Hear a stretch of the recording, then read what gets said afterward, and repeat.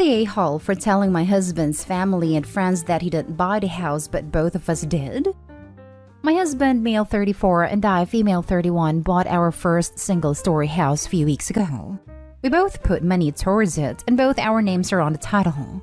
Then days ago, we hosted dinner for his family. My family live in another state, and friends to celebrate this occasion. They brought gifts and took a tour around the house. We had an overall good time. Until dinner. My husband suddenly started telling the story of how much he sacrificed, how many extra jobs he took, and how many years he spent to save for and buy this house, completely ignoring my part or role in it. I was confused. I kept staring at him as he went on about how he found a house and how much trouble he got into to get it. His family and friends looked impressed as he kept saying, "My house this, my house that." I said, "Hold on," and told them that it's not his house, but our house, because we both equally saved and contributed equally to be able to purchase it. His mom asked if I was serious, and I offered to show her the legal document. My husband looked at me shocked and got quiet, while his friends and family kept looking at him. He then excused himself to the bathroom for 40 minutes. I had to say goodbye to the guests by myself. He later blew up asking what the heck I just did. I said he shouldn't have lied to them in the first place. And then he asked, "What could you possibly gain by saying what you said? What could you have possibly lost if you didn't? Do you ever think before you speak?" I got mad and replied that he was dismissing my role in buying the house, and I didn't like that. He was like, "Oh, so you decided to humiliate me in front of my family and friends to appear important? Pretentious much?" I found this insulting, but he argued I messed up and ruined his joy in the new home when I could have avoided it. I got tired of arguing, so I went to sleep. He has gone radio silence the next day and has been acting upset for days now. Now for the top comments. What could you have possibly gained by saying what you said? What could you have possibly lost if you didn't? Do you ever think before you speak? Lol, he practiced this speech in the bathroom for 40 minutes, and that's the best he could come up with. Not stay home. I'm glad I checked the comments. Get out of my brain, Hubo Clown. So, he's fine with humiliating you personally in front of friends and family so long as they don't realize he's minimized your contribution? That's a messed up logic. Not stay home, but your husband most definitely is. Bit of an immature little crybaby too. And how weird is it to say that she's pretentious and needing to feel important by telling the truth, but he's not for lying? I'm scared for her realizing the type of person she's married. And they just bought a home together. Yikes. Not stay home. He's presenting the whole thing that he bought the house himself, was humiliating you in front of his family. You just set the record straight. If he was being truthful, he'd have no reason to be upset about your reaction. But he wasn't being truthful, and he humiliated himself by doing that. Exactly. He was humiliating his wife, so he lost the opportunity to discuss things privately. Play stupid games, win stupid prizes. There was no reason for him to do what he did. Not stay home. Next story is titled, "Am I the a-hole for yelling at my fiancé and calling him insecure after he deleted my work project to get back at me for not going with him to his friend's birthday party?" My fiancé's best friend's birthday party was yesterday. My fiancé wanted me to go with him, but I apologized and said I couldn't because I had to finish a work project in the evening and barely had time. He said it was unacceptable since the party was held at a prestigious restaurant and all his friends were going to bring their partners. He insisted I go with him, but I told him if I don't complete this project soon, I will lose potential promotion next month, and someone else will take my place. He just looked at me and said, "I just hope it'll be worth it," then walked out. I called him, but he hung up. I got done with my project and went to take a shower. I got out and found him in the living room refusing to speak to me after I asked about the party. I went upstairs to finalize my project, but found out that my entire work laptop has been reset. Everything got wiped, including my project. My heart sank. I asked my fiancé if he was behind this, and he just looked at me and said that now we are even. After I refused to come with him to the party and embarrassed him by forcing him to go alone, and get weird looks and questions from everyone. I started yelling at him and called him insecure to care about his public image and looks, and getting even just because I had to work. He said I contributed to this outcome and should have just gone with him. Now we had to start all over again. We started exchanging words and he told me to stop saying he's insecure and petty. He checked into a hotel and has been staying there, constantly texting about how hurt he was that he had to hear me call him insecure and refusing to have any consideration for him. He said that I did make him look bad when I refused to come with him, and he was hurt by that. Our ongoing argument is that I keep saying that just because we're a couple, then I have to attend every event with him, while keep saying that it's classless and socially unacceptable when I let him attend alone, unless I'm sick or traveling. You spelled ex-fiancé incorrectly. You're not the a-hole. Couldn't have said it better myself. OP, you need to understand that undermining your career isn't just a normal insult or overstep. It is a distinct category because it is dangerous. If his controlling behavior gets worse, which it likely will, you will need money, your own health care, the ability to get out and live independently. You need your job to be safe. If he wants to be controlling, domineering, disrespectful, and do it in the way that undermines your financial independence and ability to leave him, you have to take that seriously. Not stay home. You need to take a really long, hard look at this relationship. What he did is not all right. What he did has the potential to affect your financial stability. What he did was abusive, and I hope you see that. I really hope you consider getting out of this relationship. Because if this is what he does now when you're in the honeymoon phase, what is he going to be like when you're married? Please listen to us older experienced women when we tell you that this is going down a very bad path for you. Not stay home. He compromised your career progress, destroyed your valuable work and time, and has the audacity to turn it around on you and complain about his feelings being hurt? I'd personally block his number and let him stew in his hotel room forever. This is beyond petty. It is emotionally and financially abusive for him to destroy your work. I am letting him stew in the hotel. I'm refusing to answer his calls or go see him, because to me this felt like such a betrayal and undermining of my time and effort. I agree that his behavior has crossed pettiness and is becoming worse. Please tell me you're considering ending the relationship. That's so sinister and petty. You do realize you can't marry this man, right? He sounds dangerous, quite frankly. Pack his things and drop it off at his mom's. Next story. Am I the a-hole for warning my husband and sister-in-law after assuming they mocked my brother with an intellectual disability? Me and my husband are newlyweds. We had just gotten married on January this year. Just for the sake of the situation, my husband is generally a decent man. However, to people who are not familiar with his personality, his demeanor might come off as arrogant and harsh. Anyways, last Saturday, I wanted to invite my family to our newly furnished house, just for the usual banter and some food. My sister-in-law had also decided to pay us a visit that day. After the refreshments, me, my brother, my husband, and my sister-in-law decided to watch a movie.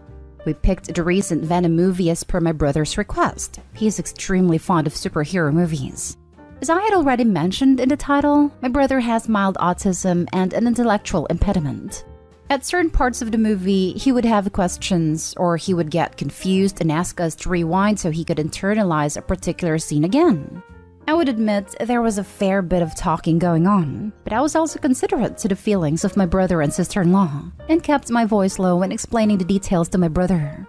During the entire course of the movie, I could see that my husband and sister-in-law were very visibly annoyed. Sister-in-law would sigh and say, "Here we go again," sarcastically every time we paused the movie for my brother. My husband would also laugh along with my sister-in-law and my brother asking certain questions. He would also deliberately quiz my brother on certain words that were said in the movie so that he could ridicule my brother when he didn't know the meaning of a particular word. Sister-in-law would follow up with rude comments like, "I learned that in the 4th grade." My sister-in-law is closer to age of my brother, so she could have been merely teasing him. But I've found both their behaviors to be very offensive. I almost teared up because my brother already goes through a lot with boys, and to hear rash things like this even at home would only make his self-esteem worse. After the movie was done, I talked to them both privately and complained about their extremely disrespectful behavior.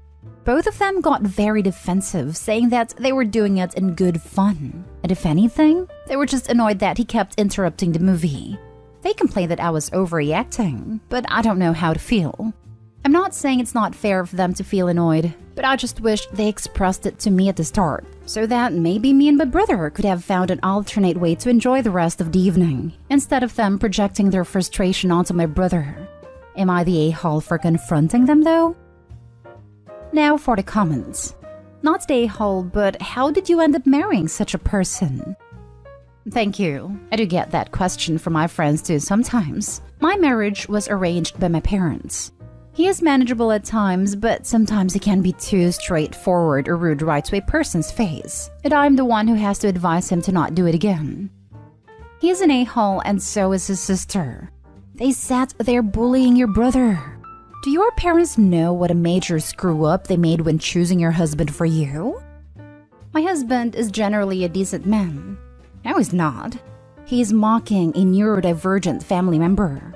Decent people do not do this. They were just annoyed that he kept interrupting the movie. Deal with it. They are aware of his unique challenges, no? So it's on them for choosing to watch a movie with someone who is going to interrupt. I have a friend with ADHD who cannot sit still during movies. You know what I do? I either don't watch movies with her or I watch movies knowing it'll be interrupted now and again. It's not that hard. Am I the a-hole for confronting them though? Not the a-hole, and this is a hill to die on. They should apologize, profusely and sincerely. End of discussion. I'm in a similar boat as Opie's brother. I am awful about talking during movies. I ask questions, I crack jokes, I laugh super loudly, and I make predictions about the ending. Part of that is learned behavior. My dad is a huge movie buff, and part of that is my own autism and ADHD. I can control myself in a movie theater. In fact, I refused to watch movies with my best friend and her boyfriend because they talked all the way through Black Widow at practically full volume. But at home? No way. I'm already super self-conscious about it. I think I've asked my boyfriend if it bothers him 24 times. I don't watch movies with people I don't know super well. I try as hard as I can to be quiet, but it's genuinely a struggle. I get fidgety and uncomfortable and I can't focus on a movie.